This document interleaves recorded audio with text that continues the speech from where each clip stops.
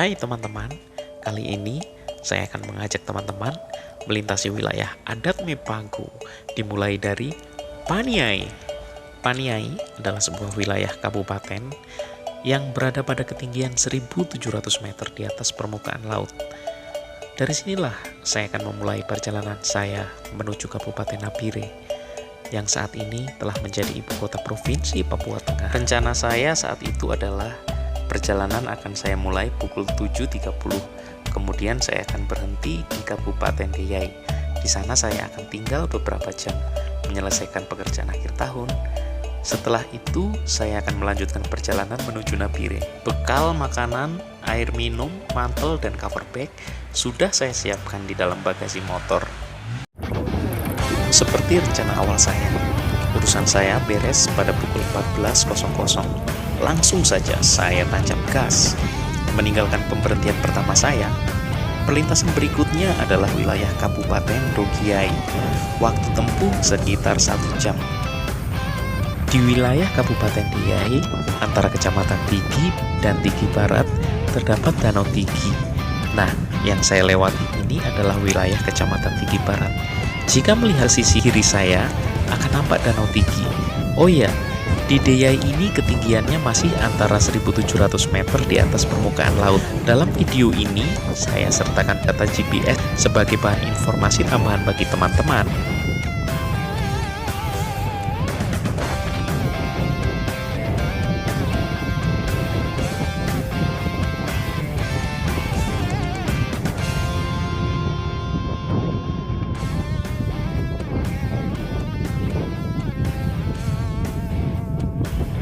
Di sini saya sudah sampai pada penghujung Kabupaten Deyai dan pastinya akan memasuki Kabupaten Dogiai. Di sini termasuk tanjakan dan turunan yang cukup panjang. Kita disuguhi oleh tanjakan dan kemudian kita berada di puncak bukit dan kita bisa melihat jauh ke depan dan kita mulai turun. Oh ya, saya sendiri tidak mengenal semua tempat yang saya lewati. Jadi bagi teman-teman yang pernah melintas atau punya pengalaman di dalam video ini, teman-teman bisa berkomentar mungkin di menit keberapa dan cantumkan komentar kalian. Saat ini saya sudah memasuki desa Puga-Puga. Wilayah ini sudah masuk dalam wilayah administrasi Kabupaten Dogiai. Dogiai memiliki luas wilayah administrasi kurang lebih 7.052,92 km persegi, dan menurut data GPS saya berada pada kisaran 1.600 meter di atas permukaan laut. Di sini kita masih bisa melihat tumbuh-tumbuhan khas di daerah pegunungan, yaitu pepohonan dengan daun-daun yang kecil dan panjang.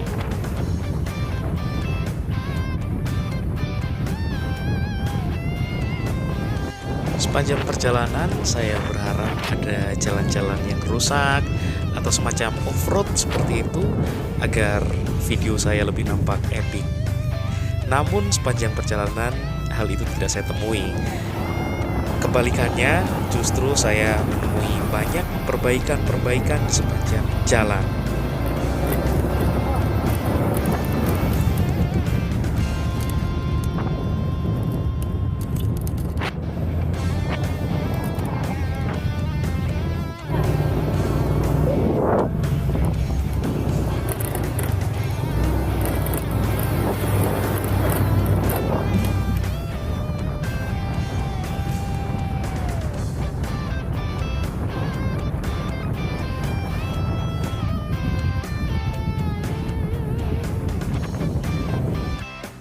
Satu hal yang perlu diingat, berkendara di daerah ini harus benar-benar dalam keadaan konsentrasi dan pastikan tidak terpengaruh dalam pengaruh alkohol atau hal-hal yang lain, karena wilayah ini adalah daerah yang rawan kecelakaan.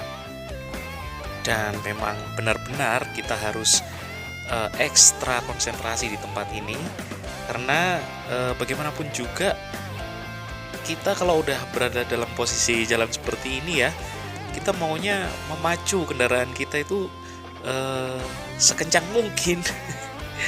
Jadi ini saya berusaha tidak terpancing keadaan. Ya saya sudah berencana untuk membatasi kecepatan saya antara 50-60 km per jam seperti itu. Tapi di sini ternyata saya bisa mencapai 80 km per jam, 70 km per jam seperti ya, itu memang tidak kencang sih, hanya di luar batas standar saya pada saat itu.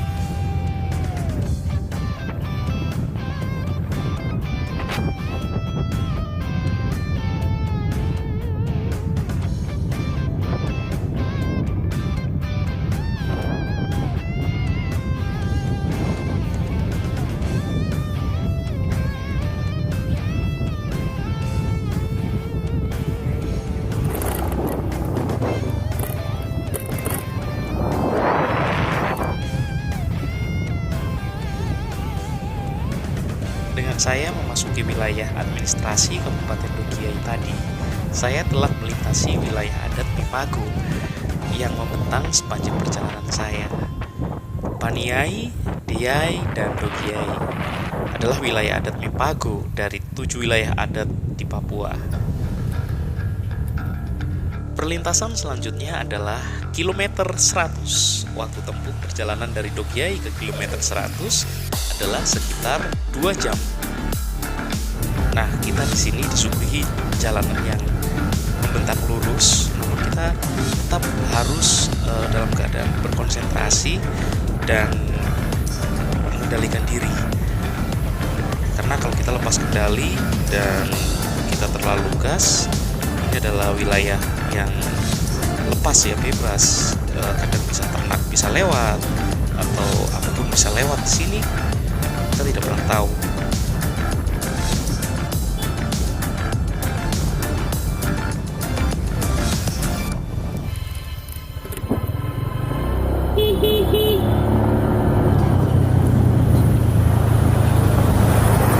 Di sini hari mulai gerimis dan memang sejak awal perjalanan itu cuacanya memang udah mendung dan sempat gerimis. Sempat saya masukin kamera, semakin lama mendung di langit semakin gelap dan jalanan terkesan makin gelap pula. Namun saya tetap melanjutkan perjalanan sore itu.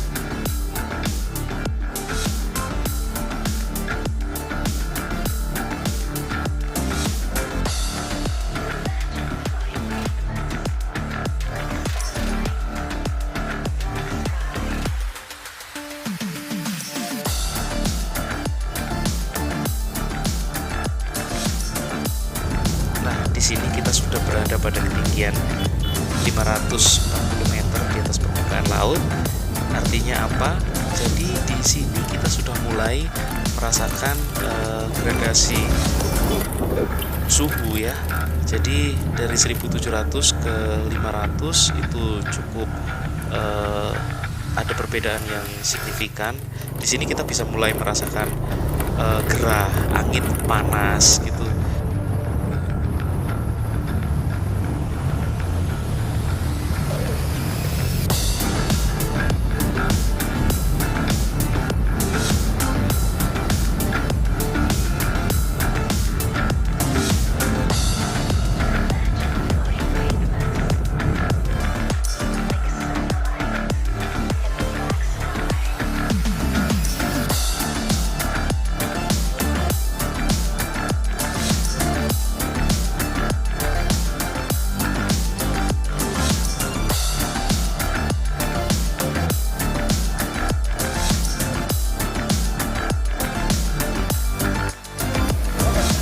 Oke, dah.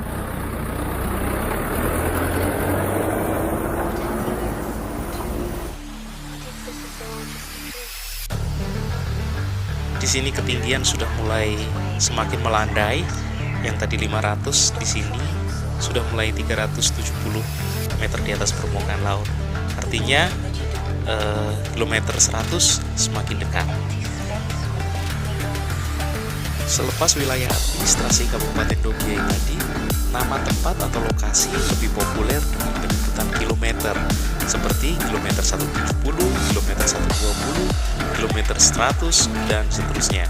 Dan hal yang paling mencolok juga, kita sudah mulai menemui pepohonan-pepohonan yang rindang dan berdaun lebar, dan suhu mulai terasa panas.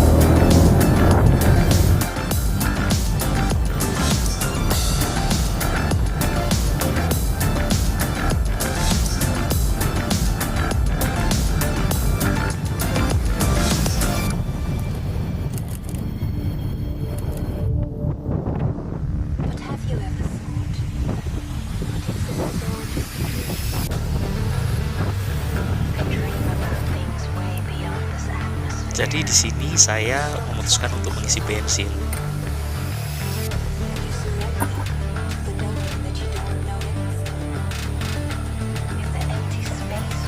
Apa? Dua kan?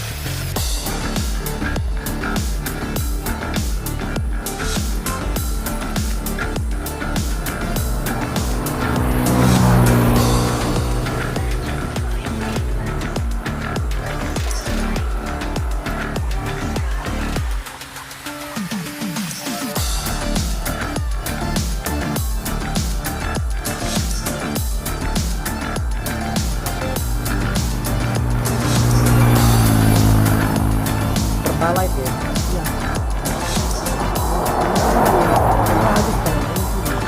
Hah? Di Pertamina justru ada bensin. Iya. Garam. Berapa kan? 24.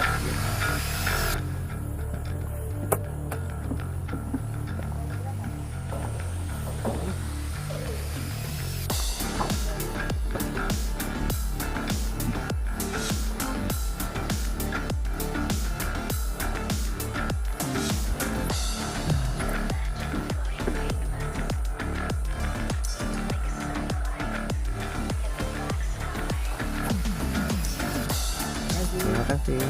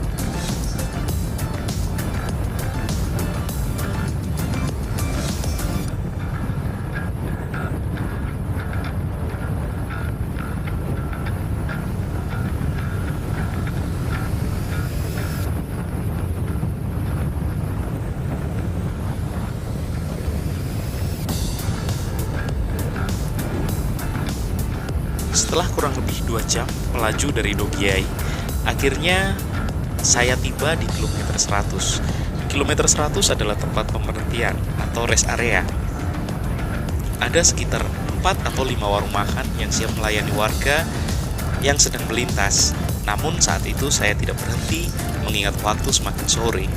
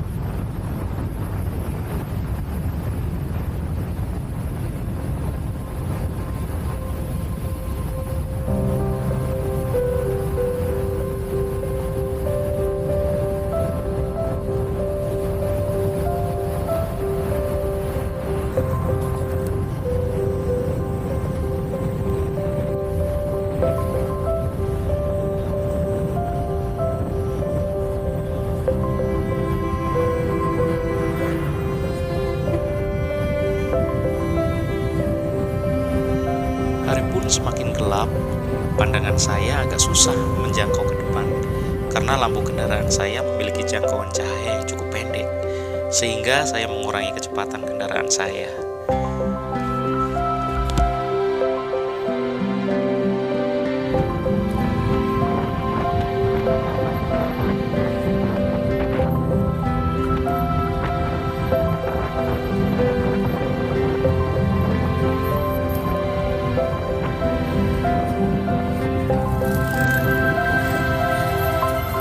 Gemerlap lampu mulai nampak di sisi kanan dan kiri saya.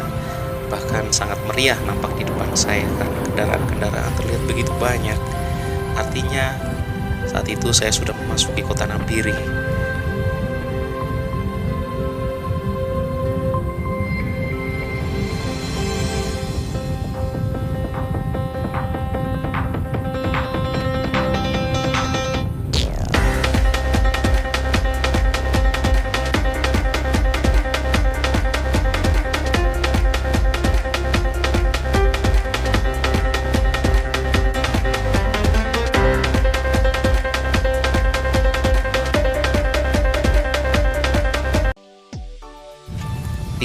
Desember 2021.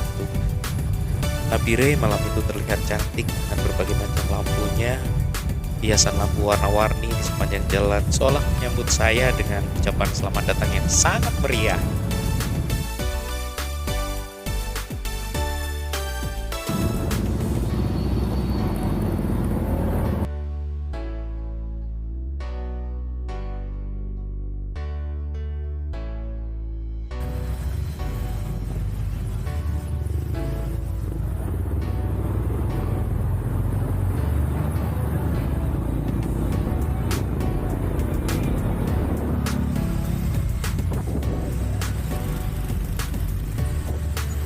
Pikiran saya tiba-tiba sedikit terganggu dengan keripik singkong yang ada di sekitaran Koyehe, karena memang perut pada saat itu terasa lapar. Jadi saya langsung saja menuju ke penjual keripik singkong.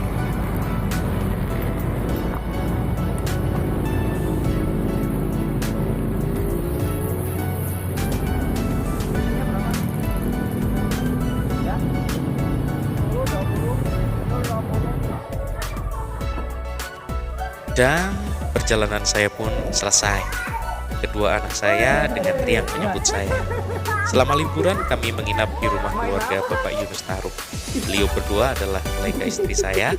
Walaupun tidak ada hubungan darah, rasanya kami disambut seperti keluarga sendiri.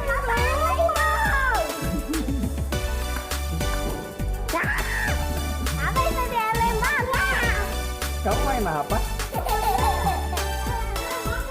Oh iya tante. Iya iya.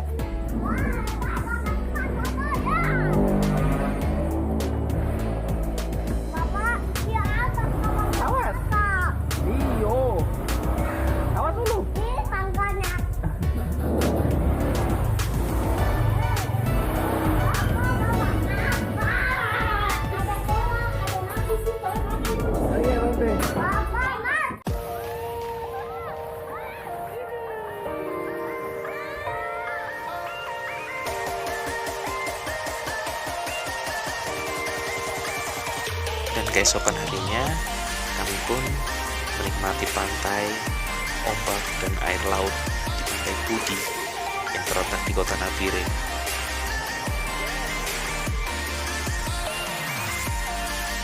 Tak lama kemudian, saya baru menyadari karena terlalu asik bermain ombak, ternyata kamera saya sempat terendam air laut. Jadi setelah itu saya tidak bisa merekam lagi, dan ini adalah rekaman terakhir di musim liburan waktu itu. Namun itu tidak mengurangi keceriaan dan sukacita kami untuk menikmati liburan akhir tahun kami.